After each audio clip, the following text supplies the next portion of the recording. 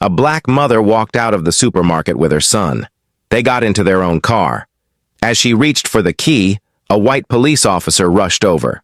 No greeting, no reason, just one accusation. "This car is stolen." He yanked the door open and shoved her to the ground. Her son froze, silent. Then he pulled out his phone and called his father. Minutes later, tires screeched. A man stepped out, calm in camo, eyes sharp. No words, just an ID held high, Navy SEAL. And in that moment, the cop realized he picked the wrong family. Before we continue, comment where you're watching from. And don't forget to subscribe, because the next story might be even more unbelievable. Chapter 1. A normal day turns. The sun beat down on the faded asphalt of the strip mall parking lot, casting long shadows behind shopping carts and sun-worn sedans. A warm breeze stirred the dust as Sela Morgan walked out of the supermarket, her 8-year-old son, Jalen, trailing beside her. She held his hand firmly, not out of fear, but habit. They had done this 100 times before. Milk, bread, fruit. Just another quiet stop before heading home. Sela popped the locks on her silver sedan with a click. Jalen reached for the handle first, yanking open the passenger side door and climbing in with the ease of routine. Sela circled to the driver's side, balancing her keys in one hand and a receipt in the other. She took a breath. Just a normal afternoon. Then came the voice. "Ma'am, step away from the vehicle." She froze. It wasn't the words that sent a chill through her. It was the tone, sharp, commanding, coated with suspicion. Sela turned slowly to find a white police officer approaching from across the lot. His hand was already hovering near his holster, the other gesturing toward the ground. "Excuse me?" she asked, blinking against the sunlight. "I said step away from the car. This vehicle was reported stolen." For a second, she laughed, confused, off guard. "This is my car," she said calmly. "I just came out of that store with my son." The officer's jaw tightened. He stepped closer. "I'm not going to ask again." Sela glanced toward Jalen, who was now watching through the window, confused. She opened her mouth to protest, to reach into her purse for her registration. But the officer was already moving. In one swift motion, he yanked the door open, grabbed her arm, and shoved her backward. Her knees hit the pavement first, then her elbow. The rough surface tore at her skin as the heat from the asphalt burned through her jeans. Pain flared, but she didn't scream. Her eyes darted toward the passenger seat, where Jalen was now standing, frozen. "Mama!" he cried. Sela lifted one hand in warning, her voice calm even through clenched teeth. "Don't move, baby. Stay in the car." The officer towered above her, muttering into his radio. "Back up. Just in case." For what exactly? He didn't say. She didn't resist. She didn't dare. But every muscle in her body screamed at the injustice. Her wrists were scraped. Her pride was bleeding. Jalen, trembling, unlocked the door and stepped out, his face pale.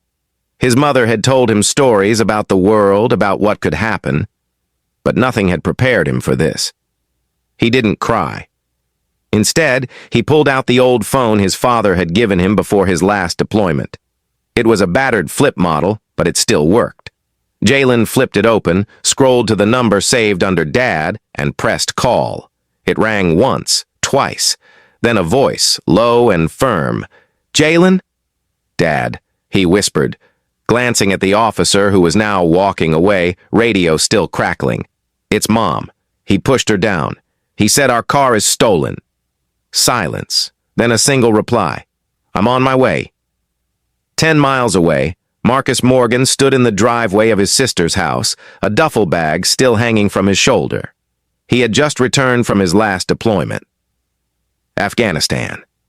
6 months of sand, silence, and death. He hadn't even made it inside yet. His boots were still dusty. When the call came, he didn't think. He moved. Marcus slid behind the wheel of his black sedan, the engine roaring to life with one hard turn. The car peeled out of the driveway, tires spinning, heart pounding. Images raced through his mind. His wife's voice, her laugh, her strength, and now the sound of his son's voice, scared but steady, controlled. They had touched his family. The soldier was back on American soil, but the war hadn't ended. Not for him. At the strip mall, Sela sat on the curb now, still breathing heavy, arms wrapped around herself. A few passers-by had started recording. The officer paced nearby, waiting for something. Confirmation, maybe. Backup. Control. He didn't know what was coming, but Jalen did. He stood still, phone still clutched in his small hand, his eyes fixed on the far edge of the lot. Waiting. Chapter 2.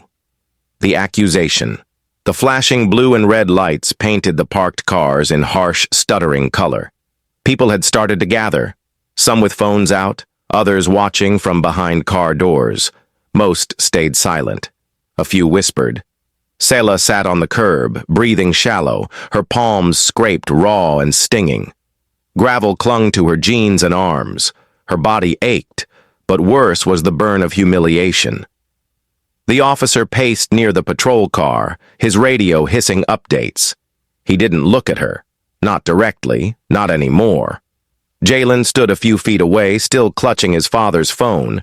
His back was straight, but his hands trembled at his sides. His eyes bounced between his mother, the police cruiser, and the road. He didn't understand how fast everything had fallen apart. Sela raised her head slowly and looked at the man who had pushed her. "You could have asked," she said hoarsely. Her voice didn't crack, it sliced. The officer turned. "We had a report matching this vehicle." Sela narrowed her eyes. "What kind of report? Who made it? Do you even know my name?" He stiffened. His hand rested near his holster again. Not out of need, out of habit. "This isn't about names, ma'am. It's about procedure." "Procedure," she repeated, almost laughing. Her elbow throbbed. Her son looked like he'd aged a year in 10 minutes. "Is it also procedure to shove someone before verifying anything?" The officer didn't answer. From across the lot, another woman, white, mid-30s, in yoga pants and a tank top, called out, "She didn't do anything. I saw the whole thing." The officer's eyes flicked toward the voice, then back to Sela. "Ma'am, please remain calm." Calm. That word again. Calm while being shoved. Calm while being accused. Calm while your son watches you bleed. Sela exhaled through her nose, slow and even. "I'm staying right here until my husband arrives." That made the officer hesitate. He took a half step back, then leaned on the hood of his cruiser, flipping open the report screen on his tablet. His jaw flexed. Jalen stood next to her now. "Mom," he whispered, eyes wide. She looked up at him, brushing his curls from his forehead. "It's okay, baby. Dad's coming." And just then, like the line had been rehearsed, a low, distant engine roared closer. The black sedan cut sharply into the lot, stopping just inches from the patrol car's bumper. The tires barked against the pavement, and the door opened before the engine had even died. Marcus Morgan stepped out in full military camo, the sun glinting off the silver insignia stitched to his chest. His boots hit the ground with a heavy finality. He didn't speak. Not yet. Not as he walked past the bystanders. Not as he made his way toward his wife. The crowd quieted. Even the officer straightened. Marcus's eyes locked onto Sela first. He scanned her posture, the tension in her jaw, the scuff on her jeans, and the way she leaned ever so slightly to one side. Then he turned to the officer and said nothing. The silence between them stretched, hot, crackling, unblinking. The officer swallowed.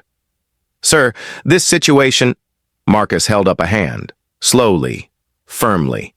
From his front pocket, he pulled out a leather ID case and flipped it open. The gold Department of Defense badge gleamed beside a laminated photo. Marcus L. Morgan, Chief Petty Officer, United States Navy. SEAL Team 4. The officer didn't speak, didn't blink. Marcus stepped closer, lowering his voice until it was gravel. "You put your hands on my wife, in front of my son, because you thought the car looked suspicious?" The officer's throat bobbed. "We had a match on a BOLO. "Did you verify the plate?" Marcus asked without emotion. "Did you run the VIN, or did you just see a black woman in a nice car and assume?" Behind him, someone was filming. Selah noticed, but didn't move. She didn't need to. She had already lived it. The officer's gaze faltered. I acted on the information I had." "No," Marcus said. "You acted on the assumptions you made." He took another step, not threatening, measured, controlled. "You think you're in control right now? You're not. What you did? It won't go quiet. I'll see to that." For the first time, the officer seemed to realize that he was the one under scrutiny now. The weight of uniform no longer protected him, it exposed him. Marcus finally crouched beside Selah. His hand hovered before it touched her arm. "You okay?" he asked softly. She nodded once, her eyes full but dry. Then he turned to his son and placed a hand gently on the boy's shoulder. Jalen whispered, "He thought we stole the car." Marcus nodded. "I know." He stood again, facing the officer one last time. "I want your name and badge number, right now." And this time, the officer didn't dare refuse. Chapter 3. Force and Silence. The nameplate read Officer D. Kellerman. He said it twice, once out loud, then again slower, as Marcus held his phone out and recorded.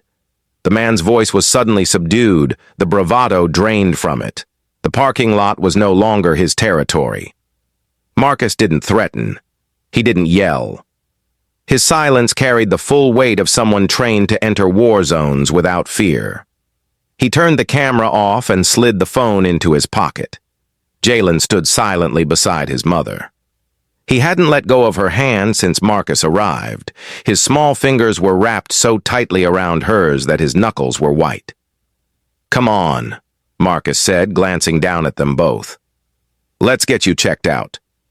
Selah nodded, but didn't rise yet. Her knees ached, her elbow throbbed, but that wasn't what kept her grounded. It was the look on people's faces. Strangers. Bystanders. Some had started filming. Others still just watched, unsure if they should step in or pretend they hadn't seen. The rawness of it all clung to her skin like the dust from the asphalt. "I'm not leaving until we file a report," she said quietly, her voice low and calm. Marcus nodded once. "Then we'll do it the right way." Officer Kellerman had retreated toward his patrol car, where he stood stiffly, clearly shaken. A second officer had arrived, a younger one, Latino by the look of him, who approached slowly with careful steps. "I'm Officer Reyes," he said softly, keeping his hands visible. "Is everyone all right?" Marcus gave him a single look, appraising, controlled. "My wife was assaulted by your partner." "I saw the footage," Reyes said, nodding toward one of the bystanders. "We'll be reporting this internally, and I'll take your statement personally, sir. Ma'am." Selah finally stood, her knees cracking under her. She didn't wince. She didn't flinch. She straightened herself fully before speaking. "Then let's begin."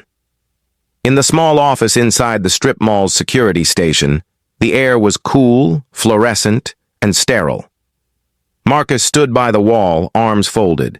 Selah sat across from Officer Reyes, her elbow now wrapped with a bandage from a bystander's first aid kit. Jalen sat nearby in a plastic chair too big for him, legs dangling, fingers fidgeting with the Velcro strap of his sneaker. Officer Reyes took notes carefully, but what he didn't do was interrupt. He let Selah speak. Every detail, every movement, every word the officer said to her. When she finished, Marcus stepped forward and recounted the aftermath. His arrival, The way Kellerman reacted, the badge number, the crowd. Reyes nodded throughout. When they were done, he lowered his pen. "Officer Kellerman is already back at the station," he said. "He's been removed from active duty pending investigation. I won't pretend this was handled right. It wasn't. And I'm sorry." Marcus raised an eyebrow. "That apology won't stop what's coming." "I know," Reyes replied, "but it's still the right thing to say." Marcus nodded. It wasn't enough, but it was something. Outside, the crowd had started to disperse. Someone had posted the video online already. Views were climbing fast. Sella's face was in it. So was Jalen's. She hadn't thought about that until now. Later that night, back at home, Sella sat on the couch with a heating pad across her knees. The news was already buzzing. Local headlines: "Woman accused of stealing her own car in racial profiling incident." A blurry screenshot of Marcus, mid-stride, camo uniform stark against the concrete. Jalen was asleep upstairs. He hadn't said much on the way home, just leaned against the car window, eyes fixed on the road. When Marcus carried him inside, the boy simply whispered, "Thanks for coming, Dad," before drifting off. Sella broke the silence. "You know this doesn't end here?" Marcus nodded. He was still in his uniform. The desert dirt of Afghanistan hadn't been fully washed from the seams. "I know. They'll say he was doing his job, that he made a mistake. They'll make it sound like I overreacted." Marcus stared at the TV but wasn't really watching. "He laid hands on you," he said. "You don't need to justify your pain." She looked at him. "I don't want this to be Jalen's memory of you coming home." Marcus finally looked away from the screen, meeting her eyes. "Then we show him what justice looks like." Chapter 4. The call that echoed morning sunlight filtered through the blinds, but the house felt dim, silent, still heavy with the weight of yesterday. Sella sat at the kitchen table, hands wrapped around a mug she hadn't sipped from. Marcus stood by the window, arms crossed, watching the quiet street like it might shift under pressure. Upstairs, Jalen hadn't come down yet. Neither of them wanted to be the first to speak. The TV was on low in the background, local news anchors dancing around the word racism like it might explode in their mouths. They mentioned an incident involving a decorated Navy SEAL and his family. Footage of the officer's shove played on a loop. Sella finally broke the silence. "I didn't even scream." Marcus turned from the window, brow furrowed. "When he pushed me," she said quietly. "I didn't scream. I didn't yell. I just hit the ground like I was supposed to be there." Marcus approached and crouched next to her. "You kept your son safe," he said. "That's strength, not silence." She blinked hard. "He called you without panic, like he knew exactly what to do." Marcus gave a tight smile. "I taught him what I wish my father had taught me." The phone rang. Both of them jumped slightly, as if they'd forgotten it was part of the world. Sela reached for it. Unknown number. She answered anyway. "Hello?" "Mrs. Morgan, this is Naomi Graves from Channel 9. I know you've been through a lot, but if there's any chance you'd be willing to speak on the record..." Sela hung up. Marcus nodded slowly. "It begins." By noon, their front yard was unrecognizable. News vans lined the curb. Reporters with mics hovered just beyond the property line. A few neighbors peeked through curtains. One brave soul even rang the doorbell, camera rolling. Marcus opened the door and said nothing. His stare was answer enough. The man backed away without a word. Inside, Sella paced. Jalen sat on the couch, legs pulled up to his chest, watching quietly. Not cartoons, not games, just nothing. Sella turned to Marcus. "He needs to understand what's happening." Marcus nodded. He knelt in front of Jalen. "Hey, you remember what happened yesterday, right?" Jalen nodded once. "The cop thought we stole our car." "Right," Marcus said. "That was wrong, and sometimes, when people do something wrong, they try to pretend it wasn't." So now a lot of people are watching us. Not because we did something bad, but because we didn't. Jalen looked up. Are they gonna hurt you too? Marcus's jaw clenched. Number, because I won't let them. Sela came over, wrapping her arms around both of them. For a moment, they stayed like that, still steady, together. Then the knock came. Not media, not police. It was her. Tanisha Bell was an attorney. Sharp suit, sharper voice. She'd once been a classmate of Marcus's sister. Now she stood in their living room, flipping through a folder thick with papers.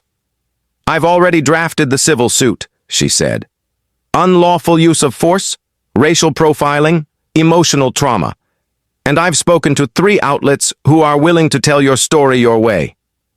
Sela raised an eyebrow. You came fast. Tanisha smirked. Your son called his father. That man's a SEAL. But your story, that call, that's the part that's going to echo. Marcus asked the question no one had yet voiced. Do you think we have a case? Tanisha didn't hesitate. You have the case. The video is undeniable. His badge is visible. And your background? She looked at Marcus. That uniform speaks louder than anything I can write. Sela didn't flinch. Then we don't settle. No silence money, no apologies crafted by a PR team. Tanisha nodded slowly. Understood. The meeting lasted another hour. By the end of it, there were timelines, press strategies, and depositions lined up. But more than that, there was resolve. Steel in Sela's spine, fire in Marcus's stare. They weren't just reacting now. They were preparing. That night, when the house was quiet again and the news cycle had shifted slightly, Marcus found Jalen in his room, holding the old flip phone. You know, Jalen said, when I called you, I didn't know if you'd pick up. You were in the war. Marcus sat beside him. That war ended the day I saw your mom on the ground. Jalen looked up. Are we in a new war now? Marcus didn't answer right away. He just put his arm around his son and stared at the wall. Maybe, he said finally, but this time we're fighting it together. Chapter 5. The Uniform and the Lie. The hearing was scheduled faster than expected. Internal Affairs didn't want this incident spiraling further. Pressure from above, political, public, even federal, was mounting. The video had gone viral, picked up by major networks. Decorated Navy SEAL confronts officer after wife falsely accused of stealing her own car. That headline alone had spun into dozens of segments, commentaries, and hashtags. But while the world watched, Marcus and Sela prepared for something more than headlines. They prepared for war in a courtroom. The day before the hearing, Marcus stood in front of his closet in silence. His dress blues hung untouched since his return. He traced the edge of the insignia stitched to the chest, 3 gold service stripes, a trident, and a memory stitched into every seam. Sela entered the room behind him. You don't have to wear it, you know. Marcus didn't turn. Yes, I do. You're not the one on trial. No, he said quietly, but the truth is. The courthouse smelled like dust and stale air conditioning. Cameras lined the front steps, held back by metal barriers and stone-faced deputies. Inside, everything was sterile, clean walls, polished benches, the illusion of order. Marcus and Sela walked in side by side. He wore his navy dress uniform. She wore a deep navy blue suit that framed her strength more than her scars. Jalen stayed home with Marcus's sister. They didn't speak as they entered the small hearing chamber. Words had long passed the need for rehearsal. Officer Kellerman was already seated at the front table. His lawyer, a thin, pale man in a gray suit, whispered something into his ear. Kellerman didn't look back. He hadn't once reached out. No apology, no admission, just silence and reports. Sela took her seat across the aisle. Her hands rested calmly on her lap, though the muscle in her jaw never stopped flexing. The hearing began. Kellerman's lawyer tried to paint the incident as a miscommunication, a rushed response to a call-in about a suspected stolen vehicle, a procedural error. No harm intended. But then the footage played. Selah hitting the asphalt. Jalen's frozen face.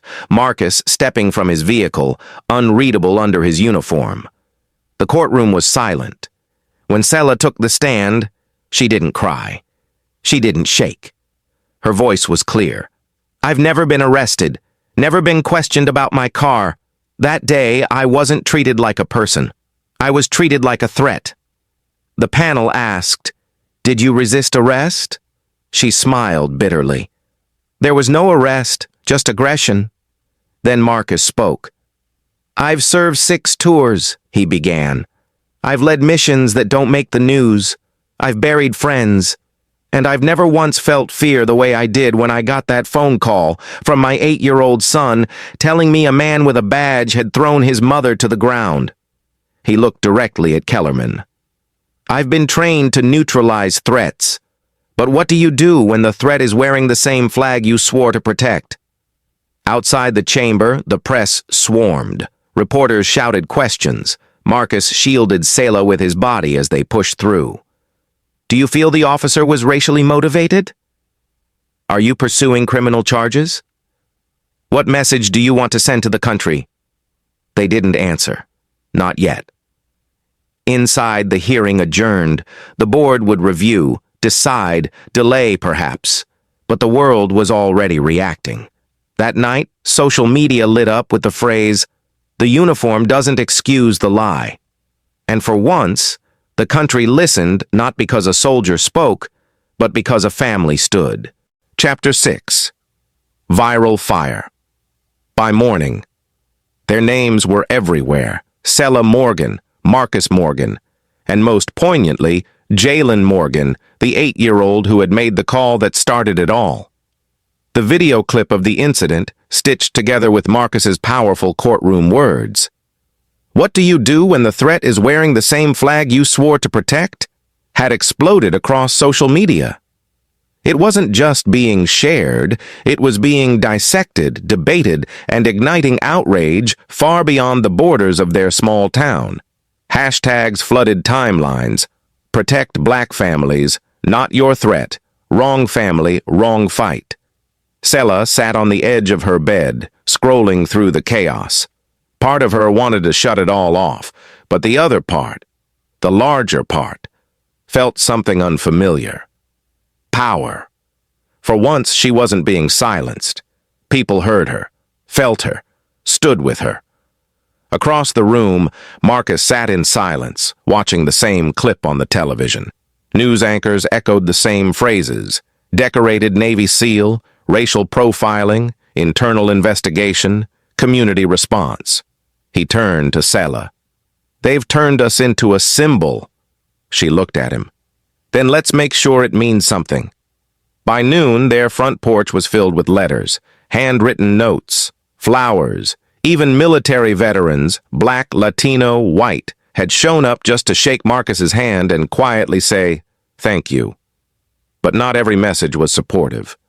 A note had been slipped into their mailbox, unsigned. "You disgraced the uniform. You made us look weak." Marcus crumpled it silently and tossed it into the trash without a word. But Selah noticed the way his jaw clenched afterward. The uniform he wore had always been a source of pride. Now it was being politicized, weaponized, against the truth he was trying to defend. Later that evening, they received a call from the mayor's office. The voice on the line was calm, calculated. "Mr. Morgan, Mrs. Morgan, the city is urging for a private resolution. Officer Kellerman is willing to apologize. Privately. If a settlement is acceptable, the department is prepared to—" Marcus hung up. That night, Jalen sat at the kitchen table drawing in his notebook. A black car, a police badge, a small stick figure with wild curly hair holding a phone. "Is that me?" Selah asked gently. Jalen nodded. "And that's you on the ground." She took a breath. "Do you want to talk about what happened?" He thought for a long moment, then, "Why did he think you weren't allowed to have that car?" Selah didn't know how to answer, not in a way that wouldn't damage something precious inside him. Marcus sat beside them. Because some people don't see clearly, and when they're afraid, they try to control what they don't understand. Jalen blinked. But you weren't scary. I know, Selah whispered. I know. The next day, a well-known activist organization reached out. They wanted to host a national town hall with Marcus and Selah as featured voices. We're not asking you to be politicians, the organizer said. We're asking you to be parents who stood up. They agreed. That evening, as the sun dipped behind the rooftops and the chaos outside dimmed to quiet, Selah sat beside Marcus on the back steps. We didn't ask for this, she said. No, Marcus replied. But maybe this is why I came home. She looked at him. You mean after the war? He nodded slowly. Maybe this is the war I was meant to fight. Chapter 7. The Town Hall. The auditorium was packed. Rows of folding chairs stretched from the edge of the stage to the rear wall where overflow guests stood shoulder to shoulder. Cameras lined the aisles. Live stream equipment blinked and buzzed. Microphones were taped to podiums. Behind the scenes, sound crews whispered through headsets, adjusting levels and fixing lights. Selah stood backstage, breathing slowly. She wore a simple blouse and blazer, her hair pulled back in a tight bun. Her palms were damp. The crowd's energy buzzed through the air like electricity. Beside her, Marcus stood tall in a dark suit. No uniform tonight. No insignia. Just himself. Are you nervous? She asked. He smiled faintly. Only when you're not next to me. The host, a woman named Denise Rollins, a civil rights journalist with a sharp voice and even sharper presence, stepped out to the podium. Tonight, she said to the crowd, we're not just here to talk about justice. We're here to talk about accountability, humanity, and the quiet strength of people who didn't choose to lead, but refused to stay silent. The applause was thunderous as Selah and Marcus stepped onto the stage. Selah took the first seat. Marcus sat beside her. Denise settled into the moderator's chair, then leaned forward. Selah, she began, you were shoved to the ground. Your son watched. You could have disappeared quietly. What made you speak? Selah didn't blink. Because I've been silent before. Too many times. I've seen people forget. I've seen the news move on. This time, I had my son watching, and I refuse to let that be the story he remembers. Applause followed, but Selah didn't acknowledge it. Her eyes were locked on something deeper, something personal. Denise turned to Marcus. You wore a uniform that many in this country respect. But when you showed up that day, they didn't see the uniform, they saw your skin. How did that change how you view your service? Marcus inhaled through his nose. In combat, I was taught to judge threats by behavior, movement, context. But on that parking lot, there was no behavior, just assumption. That uniform didn't make me safe. It just made them more uncomfortable. A quiet gasp rippled through the crowd. Denise leaned in. Do you still feel proud to wear it? Marcus answered instantly. Yes, because I didn't wear it for them. I wore it for us. During the Q&A portion, a hand went up in the third row, a young black girl, maybe 14, her voice shaking. How do you stay strong when everyone tells you to just move on? Selah's voice softened. You don't have to be strong all the time. You just have to keep showing up, and never let anyone convince you that your pain is too loud. Marcus added, sometimes standing your ground isn't about fists or shouting. Sometimes it's just not backing down when someone says you don't belong. The girl smiled with teary eyes and nodded. Another hand shot up. This time, an older white man in a sheriff's uniform. His question was blunt. What do you want us, law enforcement, to take away from this? Marcus met his eyes. To unlearn what fear has taught you. To see people instead of profiles. And when you screw up, own it. Don't bury it behind a badge. The man nodded slowly, and the room fell silent. No applause, just understanding. After the event, they were swarmed. Reporters, attendees, strangers, all wanting to speak, to hug, to thank them. But what struck Sela most wasn't the attention. It was the quiet. People weren't shouting. They were listening. Jalen had stayed backstage with Marcus's sister. As the night ended, he ran into his parents' arms, grinning. "You guys look like superheroes," he said. Marcus ruffled his hair. "You're the one who made the call, remember?" Sela kissed his forehead. "You're the reason the world knows the truth." As they drove home that night, the streets were quiet. No protesters, no cameras, just streetlights blinking across empty sidewalks. Sela looked out the window. "We're not done, are we?" Marcus kept his eyes on the road. "Number?" "But we've started something." She nodded, then smiled faintly. "Let's make sure we finish it." Chapter 8. Internal Storm Officer Daniel Kellerman sat alone in a dimly lit office inside the precinct, the walls lined with plaques that now felt like distant memories. His badge sat on the desk in front of him, next to a cold cup of coffee and the thick folder labeled Internal Affairs, Complaint 187-5C. His hands trembled, but not from guilt. At least not the kind he could admit. He'd told himself he was just doing his job, that the woman fit the description, that the vehicle matched a report. But no matter how many times he repeated it, it no longer held weight. Not with the video playing on every screen, not with the Navy SEALs staring him down in every headline. A knock came. It wasn't a request. Captain Hartley entered, stoic, gray-haired, eyes that had seen careers rise and fall. He didn't sit. "We're reviewing your status," he said flatly. "Until then, you're on unpaid administrative leave." Kellerman swallowed. "Captain, I've got time in years, citations. Doesn't matter." Hartley cut him off.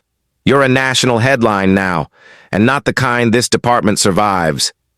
The door closed harder than it opened, and in the silence that followed, for the first time, Kellerman wondered if maybe, just maybe, it wasn't about one mistake. It was about who he had chosen to be all along. Back at home, Sela watched the local news with her arms crossed. They showed footage of Officer Kellerman leaving the precinct, head down, reporters yelling questions. Marcus stood in the kitchen behind her, reading a document Tanisha had just emailed. "They're moving toward a full departmental hearing," he said. "Possible termination. Civil trial still pending." Selah didn't turn around. "Termination isn't enough." Marcus walked to her, leaned against the wall. "What is?" She thought for a moment. "Change. Real change. Not just one officer, not just one story." He nodded. "That's bigger than a trial." She finally looked at him. "Then we go bigger."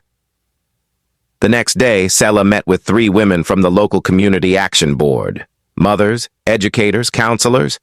They didn't want slogans. They wanted solutions.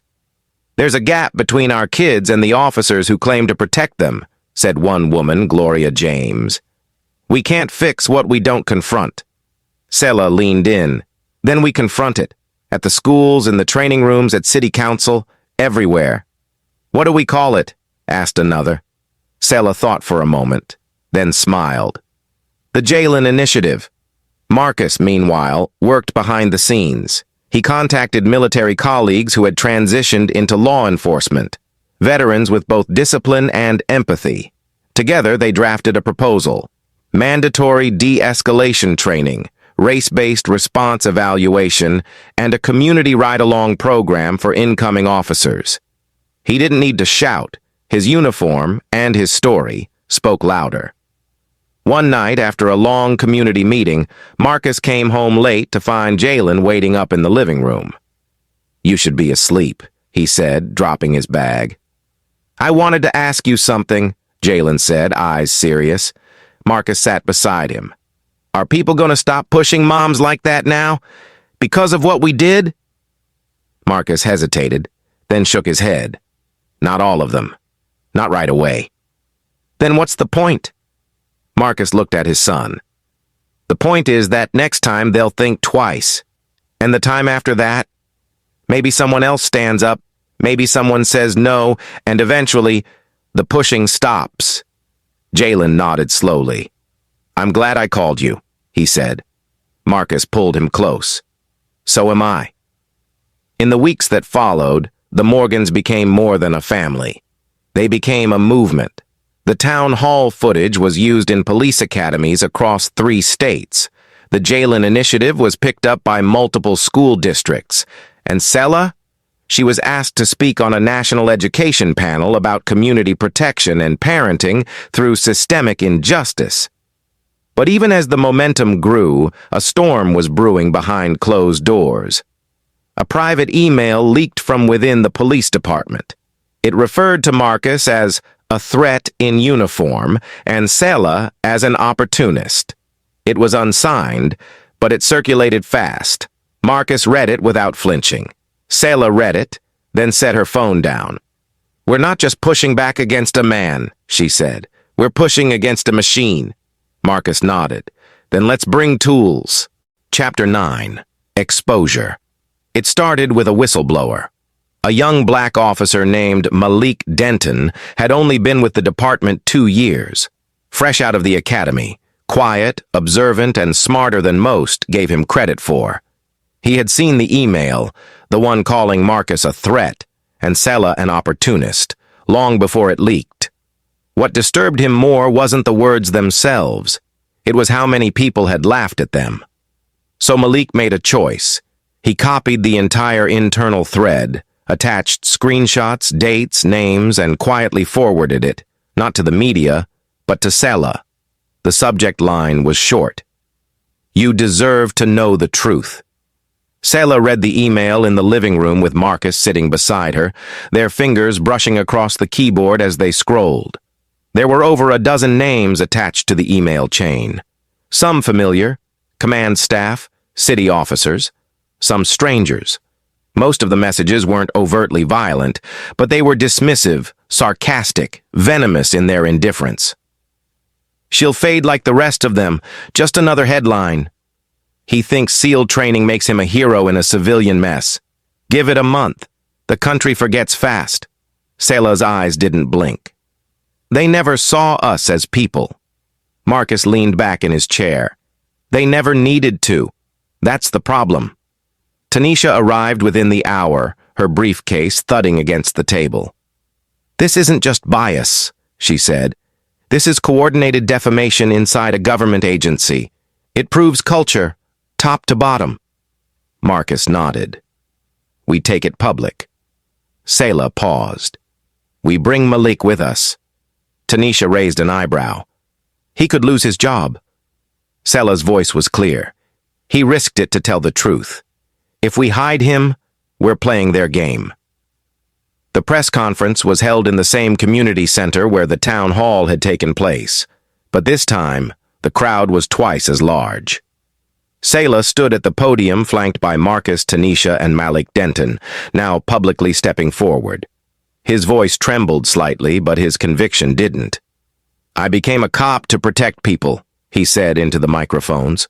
But I've watched my own department tear down a woman they hurt and label a man a threat because of the color of his skin, even after they knew who he was. He held up a printout of the leaked thread. I joined to serve justice, not to be silent while others deny it. The room exploded in camera flashes. The department scrambled. A press release was issued within hours, denying systemic culture, promising a full review, offering retraining opportunities. But no names were mentioned, no accountability offered. That night, Sela sat beside Marcus on their front porch. No words, just the sound of crickets and distant traffic. Jalen slept soundly inside, unaware of the fire his family had ignited. Do you ever regret it? Sela asked. Marcus turned his head. Regret what? Letting it all become this big. The cameras, the speeches, the wait he thought for a long moment. Then, I regret that it ever had to happen, but not what we've done with it. She nodded slowly. I want to believe it'll change things. It already has, he said. Maybe not for everyone, but for some. For that girl who asked you how to stay strong. For the Malik Dentons. She smiled, but it was tired. Then let's keep going, until there's nothing left to expose. The next morning, a package arrived at their doorstep. No return label, no sender. Inside was a worn, rusted body cam, damaged but still functional. A sticky note was taped to it. This one never made it into the report. Thought you'd want the real version? Marcus picked it up and turned it over in his hand. The unit's serial number matched the one Kellerman had worn that day. Sela stared at the camera, voice low. We're not done. Marcus nodded. We're just getting started. Chapter 10. The Hidden Footage. The body cam was old, scratched, and covered in dust. It smelled faintly of sweat and rusted metal. Marcus placed it carefully on the kitchen table, next to a fully charged battery pack and his laptop. Sela stood across from him, arms folded tightly, her face unreadable. You think it still works? She asked. Marcus didn't answer at first. He inserted the battery, slid the panel shut, and pressed the power button. For a few seconds, nothing happened. Then a light blinked. The screen came to life with a sharp beep. Sela exhaled slowly. Okay. Marcus connected the USB port to his laptop. The folder opened automatically. Time-stamped files, each no longer than 10 minutes, all marked by date. He scrolled through until he found it. March 18th, 1:13 p.m., the moment everything had changed. He double-clicked. The footage was shaky at first. Just a parking lot, sun high, cars moving in and out. Officer Kellerman's voice was audible. She's walking out now. Female, black, child with her, approaching a silver sedan. Yeah, plates match. No sirens, no request for confirmation. Just a quiet assumption, spoken like a fact. Sela leaned closer. Then came the moment. Marcus watched his wife and son appear in the frame. Sela was unlocking the car. Jalen opened the passenger door. Kellerman's breath quickened behind the lens. Hey, step away from the vehicle! The image jolted as he rushed forward. No pause, no question. What followed was undeniable. He grabbed Sela's arm, pushed her with both hands. Her body hit the ground hard. Jalen screamed. Kellerman cursed under his breath. But what came next was what chilled Marcus most. A voice, another officer, just off screen. Dan, did you even check the VIN? Silence. Then Kellerman. No. Doesn't matter. This looks bad enough. Sela's eyes widened. Play that again, she said. Marcus rewound it, slowing the clip. Number doesn't matter. This looks bad enough. Sela sat back, breath shaky. He didn't just assume, she whispered. He counted on how it would look. He used it. By noon, Tanisha had the footage uploaded, encrypted, and time-stamped. She sent it to 3 trusted journalists and the Department of Justice. This isn't just police misconduct, she said. This is fabrication, abuse of power, and now we have proof. Sela stared at the paused image on the laptop screen, herself on the pavement, Jalen out of frame. We release it tonight. Marcus looked over. Are you sure? She nodded. The world needs to see what happens when the camera doesn't lie. Only the man behind it does. The video dropped at 7 p.m. By 7:06, it had 100,000 views. By 7:30, it was trending worldwide. Reporters descended again, but this time, it wasn't just about outrage, it was about accountability. Names were demanded. Resignations were expected. The police department issued a frantic statement. The footage in question was never submitted during the original investigation. We are launching a full audit. Too late. Congressional leaders tweeted support. Civil rights lawyers across the country volunteered pro bono. The Attorney General announced a formal review of the department's handling of racial profiling complaints. And Officer Daniel Kellerman? He was nowhere to be found. That night, Marcus stood on the back porch, phone in hand. Calls were still coming in. Media, allies, even former teammates.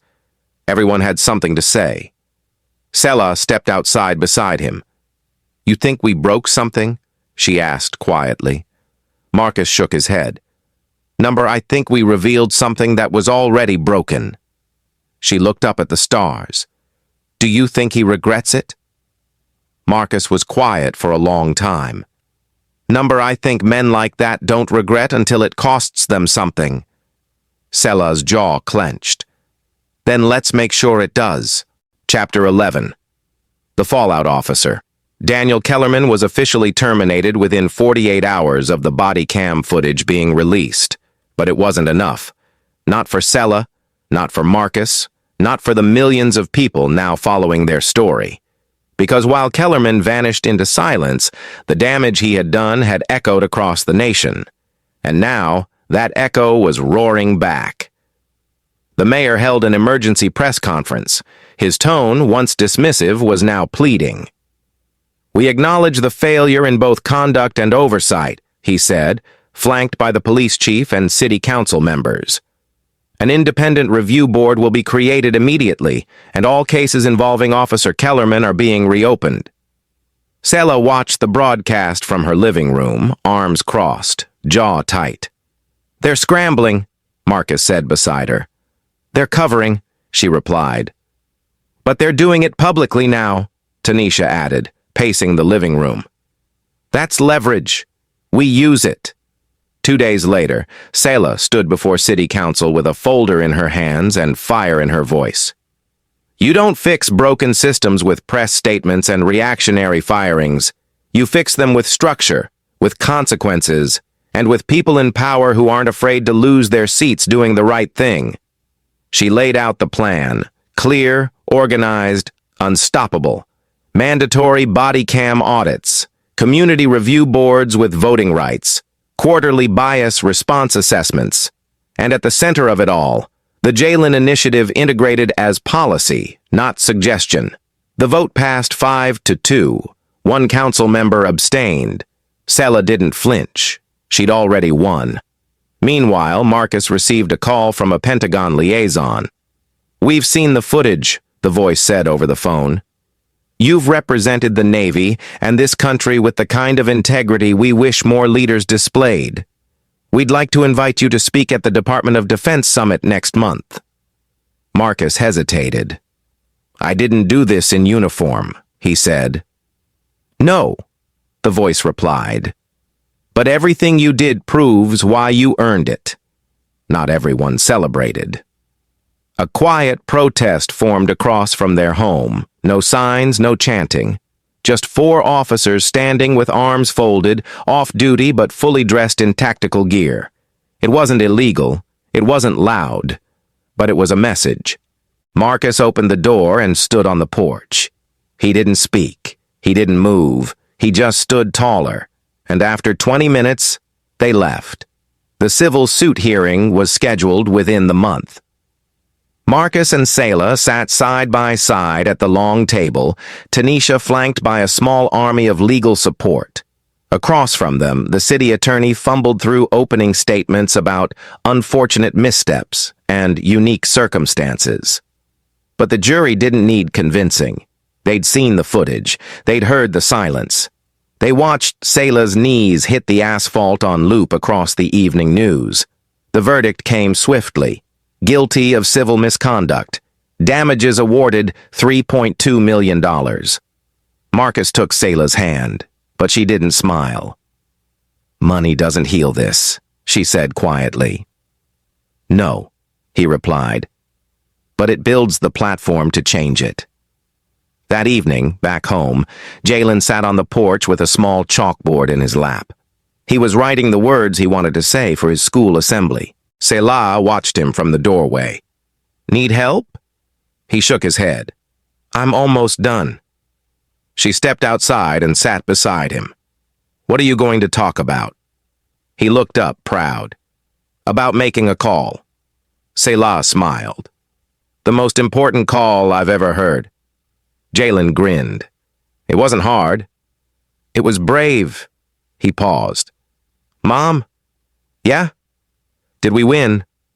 She looked out over the quiet street. No reporters, no flashing lights, just peace. For now, she said. But the real win is that next time, someone else will know they can call too. Chapter 12. Before the Nation. The ballroom at the Pentagon was larger than Marcus expected. Polished marble floors, 100 flags, rows of dress uniforms from every branch, seated with perfect posture. It wasn't a ceremony, it was a summit. And tonight, Marcus Morgan stood not as a combat veteran, not as a SEAL, but as a father whose son made a call the nation refused to ignore. Sela sat in the front row beside military spouses, defense leaders, and government officials. She wore a simple navy dress, no jewelry, no makeup, just purpose. Marcus stepped to the podium in full-dress blues, the silver trident shining beneath the lights. He scanned the crowd, hardened faces, softened eyes. Then he spoke. I've been trained to see threats, to respond with precision, to neutralize danger before it becomes deadly. He paused. But in March, the threat wasn't on a battlefield. It wasn't holding a weapon. It wasn't speaking another language. The threat was wearing a badge. Silence filled the room. Marcus continued, his voice calm but commanding. My wife was thrown to the ground in front of our child. No warning, no questions, just a judgment based on how she looked and where she stood. A few murmurs stirred, but none dared interrupt. My son made a phone call, 8 years old, because he saw something wasn't right. That call didn't just bring me to a parking lot, it brought this country to a mirror. He looked down at his notes, then back up. You don't get to wear this uniform and ignore what it stands for. You don't get to serve abroad and be silent at home. Justice isn't a location, it's a promise. Then he said the part he hadn't rehearsed. I'm proud to be a SEAL, but I'm prouder to be Jalen's father. The applause was slow at first, then thunderous. Not just polite, not political, real.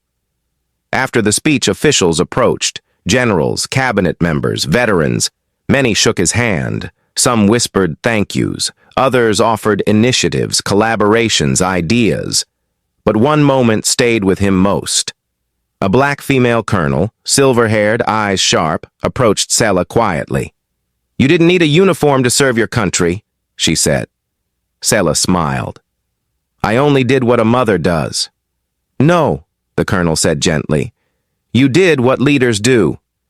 Later that night, in the hotel room above the city, Marcus and Sela sat in silence, the lights of Washington, D.C. glowing outside their window. You were brilliant, Sela whispered. Marcus shook his head. I was just honest. She leaned on his shoulder. Same thing. They watched the lights for a while before Marcus spoke again. What if we started something? A foundation, scholarships, support for families like us. Sela smiled. The Jalen Foundation? He nodded. Help the kids who don't get a camera in the parking lot, the ones whose calls don't go viral. I love it, she said. Then after a pause, and I think he would too. Back home, Jalen sat in his classroom the next day. His teacher paused mid-lesson. Jalen, could you stay after class a moment? He nodded. When the room emptied, she knelt beside him. My son's a police officer, she said quietly. And I've defended that badge a long time. But what you did reminded me why I became a teacher in the first place. Jalen blinked. She smiled. To raise the kind of young man who calls his father when he sees something wrong. He nodded again. But this time, he smiled. Chapter 13. Legacy in Motion. Fall rolled in slowly, bringing cooler air and quieter streets. The cameras had left, the reporters had moved on. But for the Morgans, the mission wasn't over. It was only evolving. The Jalen Foundation was now more than an idea. It had an office downtown, a small but determined team, and an inbox flooded with stories. Parents, children, teachers, veterans. People who had felt invisible for too long.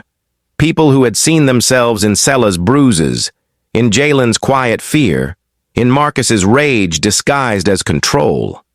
They didn't ask for charity. They asked to be heard. Selah found herself working longer hours than she ever had before, planning youth programs, building school partnerships, organizing community safety panels. She met with mayors, educators, and even federal grant officers who now saw her not just as a victim, but as a force. And through it all, Jalen remained her compass. Each policy she pushed was designed to protect another child like him. Each workshop she wrote was a love letter to the black mothers who'd had to teach their children survival instead of joy. Marcus shifted into a new role as well. He was asked to speak at military conferences and law enforcement academies alike. Some welcomed him with respect, others with stiff shoulders and cold glances. But he never wavered. "I'm not here to shame anyone," he'd begin. "I'm here to prevent another parking lot from becoming a crime scene." In one session, a young cadet asked him, "Do you think we're all bad?" Marcus responded without pause, "Number. But I think if you witness wrong and say nothing, you're helping it thrive." That silence was louder than applause. At home, Jalen's life slowly returned to normal, or as normal as life could be after the nation knows your name. He still went to school, still drew superheroes in his sketchbook, still begged for ice cream on Sundays. But something had shifted inside him. One day, Selah found a note in his backpack, folded neatly. "My mom is strong, my dad is brave, but I'm the one who made the call." She smiled through tears. "Yes, baby," she whispered. "Yes, you are." The Morgans began holding monthly community dinners, free meals, open mics, safe spaces, no agenda, just connection. At one such dinner, an older man approached Marcus, Vietnam vet, weathered face, tight grip. "I spent decades angry," he said, shaking Marcus's hand. "Thought nobody gave a damn. But watching you, watching your boy," his voice cracked. "It made me feel like maybe I didn't fight for nothing." Marcus didn't respond with words, just a nod, and that was enough. Not everything was perfect. Threats still came in the mail, cowards hiding behind unmarked envelopes. One afternoon, a car slowed outside their home, windows tinted, engine idling too long. Jalen noticed. "Should I call Dad?" he asked calmly. Selah knelt beside him. "No," she said, "they can't scare us anymore." Because fear had tried and failed. On the 6-month anniversary of the incident, they returned to the same parking lot. The supermarket had repaved the asphalt. Selah stood on the spot where she'd fallen. Jalen stood where he had made the call. Marcus stood behind them, arms folded, eyes sharp. They didn't speak. They just stood. Not in pain, in power. Chapter 14. One more call. It was just after midnight when the call came. Marcus stirred first. His phone buzzed once, then again. He reached for it, groggy, expecting another media inquiry or logistics call. But when he saw the number, he sat up straighter. Malik Denton. The officer-turned whistleblower hadn't contacted them directly in weeks, not since his quiet transfer to another precinct in a nearby city. Marcus answered on the second ring. "Malik?" His voice came fast, hushed. "I think something's about to blow up." Marcus was fully alert now. "Talk to me." "They found more," Malik said. "Old reports, body cam footage from other officers, suppressed complaints. Kellerman wasn't the only one. He wasn't even the worst." Marcus glanced at Selah, now sitting up beside him, her eyes already sharp and knowing. "Where?" Marcus asked. "In the city archive, buried, redacted. But I pulled the logs. They scrubbed dozens of citizen complaints tied to a handful of names." He hesitated. "Your case scared them, so they buried the rest." Selah took the phone. "We'll meet tomorrow, noon." Malik exhaled. "Be ready. It's bigger than we thought." The next day, they sat in a small library conference room surrounded by boxes, some official, some clearly copied in secret. Printouts, PDFs, internal memos, complaint forms that had never been followed up. Selah flipped through one file, eyes narrowing. A 16-year-old boy tackled in front of a convenience store, no charges filed. A woman dragged from her car during a routine traffic stop. Broken wrist, no report, dozens of similar stories. Marcus leaned back.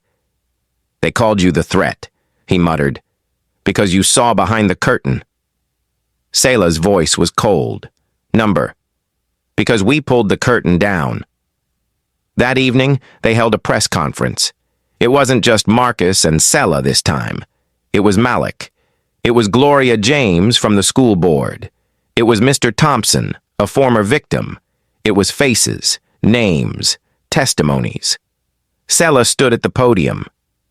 "We're not here to be a headline. We're not here to play martyr. We're here because too many people made calls, and no one answered." She held up one file. "This is one of them. A mother named Deshawn Green. She called for help. She ended up in a holding cell for 14 hours without cause, no apology, no record." Marcus added, "This is no longer about one officer. This is a culture, and we're coming for it." The backlash was immediate. City leaders called for calm. The police union issued a furious statement. These are isolated incidents, not patterns. But no one believed it anymore, not after the footage, not after the silence, not after Jalen.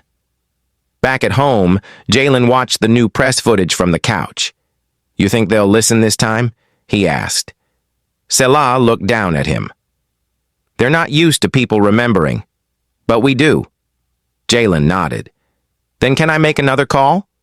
Selah smiled. "To who?" He pulled out a sheet of paper, a list of names. "Kids from my school. They want to help.